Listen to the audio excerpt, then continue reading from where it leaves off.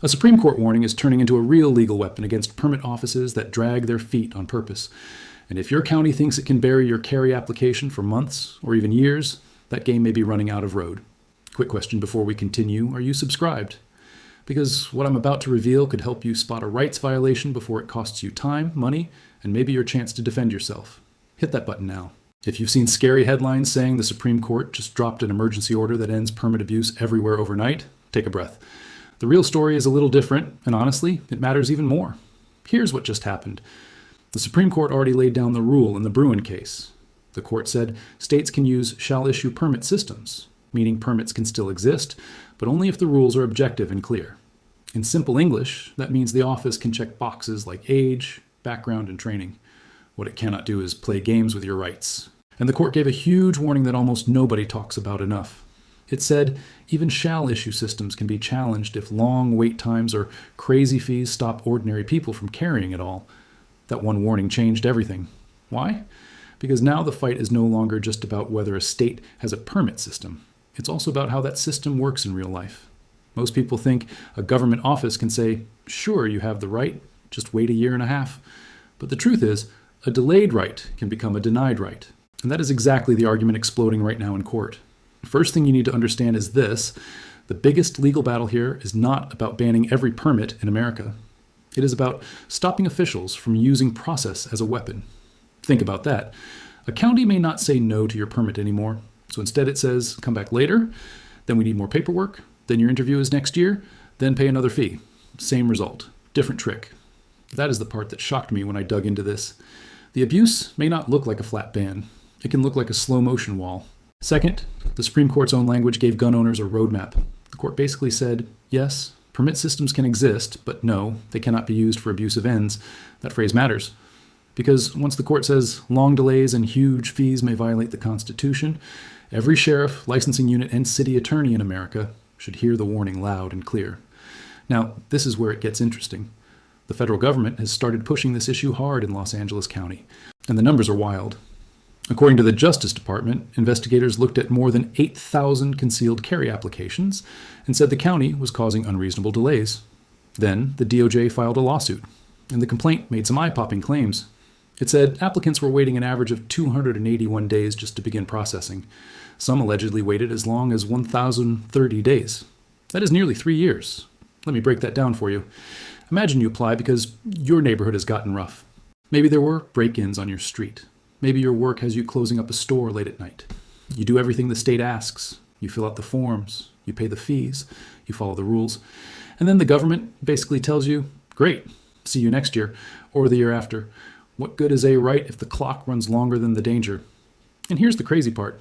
The DOJ said that during one period, Los Angeles County got 3,982 applications for new concealed carry licenses and approved only two, not 200, two. The department also said some interviews were being scheduled as far out as November 2026. So if you thought this was just normal paperwork delay, think again. That is why people are using words like abuse, obstruction, and rights denied. If you're finding this helpful, imagine what you'll learn in my next video about the 5 words that protect you when police ask about your gun. Subscribe so you don't miss it. Now let's talk about why this matters, even if you don't live in California. Because this fight is bigger than Los Angeles. Bruen did not just hit New York's old good cause rule. It changed the whole conversation. Before Bruen, some states had systems where officials could deny a permit because they did not think you had a special enough reason. After Bruen, that kind of open-ended guesswork took a major hit. But then some places found another path. If they could not deny as easily, they could slow the process down. They could stack on more steps. They could raise costs. They could make the right feel too expensive, too confusing, or too late to use. Here's what most people get wrong. They think the legal issue is only about the final answer, approved or denied. But courts can also care about the path. If the path is designed to wear you out, scare you off, or price you out, that path can become the constitutional problem. Here's a hypothetical example to explain this. Let's say your county says it is a shall issue county. Sounds good, right? But then it gives you a fingerprint appointment 4 months out. After that, the interview is 6 months away. After that, it asks for extra forms not clearly listed at the start. Then it tells you to pay for a psychological exam or extra vendor costs. Then it goes silent. On paper, they never denied you. In real life, they made the right almost useless. That is exactly why the Supreme Court's warning about wait times and fees matters so much. And there's another detail nobody should ignore. In one Los Angeles area dispute, plaintiffs argued that application costs could reach around $1,000. Think about that. Have you ever wondered why fees matter so much in these cases? Because a right that only rich people can afford is not much of a right for everyone else. Most people think, well, it's just administrative cost. But the truth is, a giant fee can work like a quiet ban. Now, quick legal note. This is educational information, not legal advice. Always consult an attorney for your specific situation. But wait, there's something even more important. Not every permit office delay is automatically illegal. That's where people need to stay smart. Courts still look at facts. They ask questions like these. Was your application complete? Did the office ask for something the law actually requires? Is the delay truly abnormal, or is there clear proof of intentional slowdown? Did the agency communicate with you? Did it follow the state deadline? Those details matter a lot. In California, for example, reporting on the LA County fight pointed to a state rule that generally gives local law enforcement 120 days after receiving a completed application to approve or deny it. So when people start talking about 18-month waits, 9-month waits just to begin processing, or interview dates pushed years down the road, you can see why the lawsuits got serious fast. The issue is not just inconvenience. The issue is whether the process has become the punishment. Hey, 73% of people watching right now aren't subscribed. Don't be part of that group. Join the gun owners who get these updates first and stay ahead of the legal curve. Click subscribe. Let me tell you why this part matters to your real life. Imagine you are driving home late. You stop for gas. The area feels off. A guy is watching people from the edge of the lot. You applied for your permit 10 months ago, but your county still has not made a decision. You did your part. The state did not do its part. If something happens that night, the government delay does not protect you. That's why these cases hit so hard. They're not abstract. They touch the exact moment when self-defense stops being a debate and becomes real. Third, this legal fight may push counties to clean up their process even before a final Supreme Court ruling. Why? Because no department wants to be the next test case with ugly statistics attached to it. Once one office gets sued, investigated, or blasted in a federal complaint, every other office starts looking over its shoulder. That is how pressure builds across the country. Fourth, this also changes how gun owners should think. Do not assume silence from your permit office is normal. Do not assume a year-long wait is just how government works. Do not assume random extra demands are always lawful. Keep records, save emails, save screenshots, save the date you applied, save the date they cashed your payment. If you had an interview, log it. If they asked for more documents, keep that too. Why? Because rights cases are often won with timelines. Paper beats memory. Fifth, understand the big trap here. Some people hear news like this and think permits are gone. No, that is not what the law says right now. The Supreme Court did not say all permits are unconstitutional.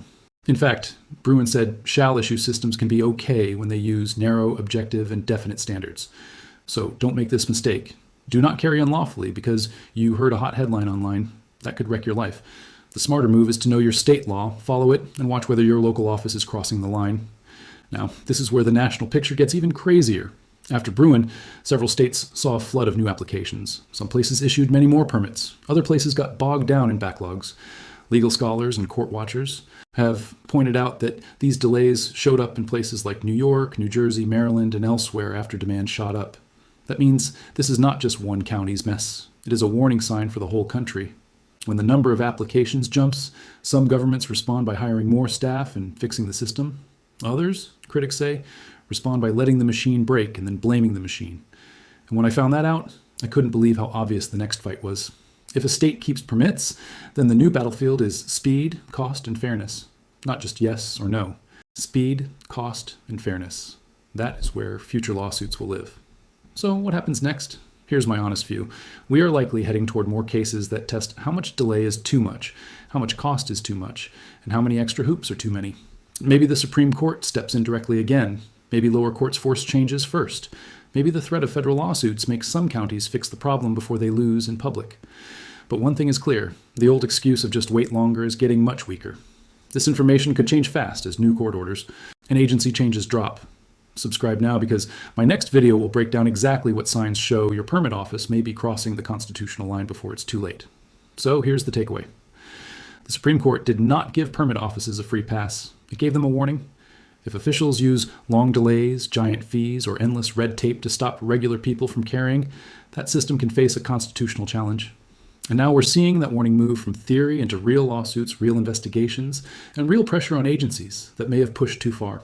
If you want clear, no-hype updates that help you protect both your rights and your freedom, subscribe right now. I make these videos because finding out about a gun law change after you've already messed up is the worst way to learn. And one last thing, laws change, cases move, and details matter. This video is general educational information, not personal legal advice. So always check your state law and talk to a qualified attorney about your exact situation. Ensure you have your paperwork ready if you are applying in these jurisdictions. The legal landscape for the Second Amendment is evolving rapidly across the nation. Staying informed is your best defense against administrative overreach. Many counties are still struggling to meet the objective criteria set by the court. Advocacy groups are monitoring these delays and providing support to affected applicants. Remember that your right to carry is constitutionally protected, even under state regulation. Don't let bureaucracy discourage you from exercising your fundamental freedoms. Check your local ordinances frequently, as they may change without much notice. Networking with other gun owners can provide valuable insights into local processing times. Knowledge is power when dealing with government agencies and licensing departments. Thank you for watching and for being an informed citizen in this fight. Stay safe, stay legal, and we will see you in the next update.